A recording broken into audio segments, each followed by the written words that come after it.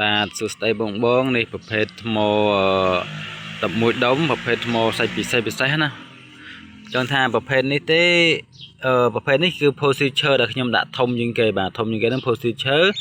ហើយនេះប្រភេទថ្មខ្មៅបាទសាច់ខ្មៅស្អាតណាស់ឆ្នៃបានបាទសាច់នេះតាំងក៏បានឆ្នៃក៏បានមើលសាច់អែមណាស់បាទហើយដុំនេះវិញនិយាយអំពីកាយ៉ៅឡើងនិយាយមកកាយ៉ៅនេះបាទ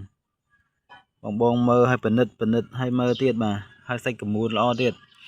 ដុំនេះក៏សាច់កញ្ចក់ល្អដែរដុំនេះសាច់កញ្ចក់ល្អណាស់ឆ្វង់ដុំខ្លះទៅក៏សាច់កមួនឡើងខ្លាំងខ្លះទៅក៏មកល្មមមិនខ្លាំងណាអញ្ចឹងយើងមិនអាចថាអូសិតតែកមួនកញ្ចក់ទាំងអស់ទេវាមានកមួនខ្លះទៅវាបាញ់ពិលចូលតិចខ្លះបាញ់ពិលចូលខ្លាំងដូចដុំពីរនេះអញ្ចឹងមើលអានេះកញ្ចក់ខ្លាំងអានេះវាខ្លាំងដែរតែអានេះវាស្ទើរតិចអញ្ចឹងទៅហើយអានេះធំជាងគេគឺដុំនេះឯងដុំនេះអត់ក្រោម3គីឡូទេដុំនេះផូស៊ីលឈើបាទម៉ៅមួយឈុតនឹងបងទៅការជាយកទៅតាំងយកទៅឆ្នៃយកទៅដាក់អាងត្រីអីយកហុងស៊ុយឲ្យមានលេបមានជ័យបាទ